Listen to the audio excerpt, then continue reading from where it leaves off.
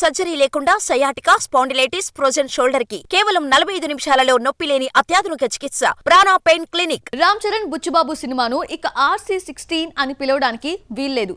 Cherry birthday సందర్భంగా సినిమాకు పెద్ది అన్న టైటిల్ కన్ఫర్మ్ చేసేసి ఫస్ట్ లుక్ కూడా రిలీజ్ చేశారు. రంగస్థలంలా మరోసారి గుబురు గడ్డంతో కనిపించినా అంతకు మించి రఫ్ లుక్ తో కనిపించాడు చెర్రీ. ఎలాగో చూద్దామా? సినిమాలు సెట్స్ పైకి రాకుండానే టైటిల్స్ బయటకొచ్చేస్తున్నాయి.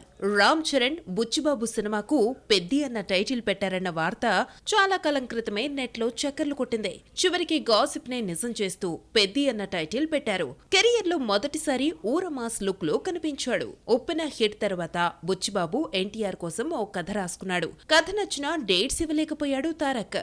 దేవరా, వాటు, ప్రశాంత్ నీల్ సినిమాలు పూర్తి కావాలి. అప్పటి వరకు బుచ్చిబాబును వెయిట్ చేయించడం కరెక్ట్ కాదనుకున్న తారక్ ఈ కథకు రామ్ చరణ్ ను రికమెండ్ చేశాడని టాక్. చెర్రీకి కూడా కథ బాగా నచ్చడంతో ప్రాజెక్ట్ లాక్ అయింది.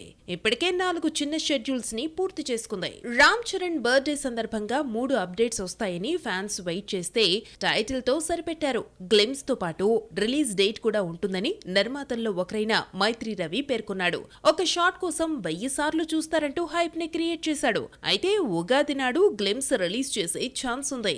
మరి అందులోనైనా రిలీజ్ డేట్ ఉంటుందో లేదో చూడాలి. మరి పెద్ది 2024లోనే మొదలైన ఈ ఏడాది వచ్చే ఛాన్స్ లేదు. 2026లో వస్తుందని ఆల్రెడీ నిర్మాత ప్రకటించిన విడుదల తేదీ ఎప్పుడు ఫిక్స్ చేస్తారో మరి. Peddi village sports back drop తో రూపొందుతోంది. క్యాన్సర్ నుంచి కోలుకున్న శివరాజ్ కుమార్ ఈ మధ్యనే షూటింగ్ లో జాయిన్ అయ్యాడు. దేవరా రిలీజ్ కాకుండానే రామ్ చరణ్ తో జాన్వి నటించే ఛాన్స్ ని కొట్టేసింది.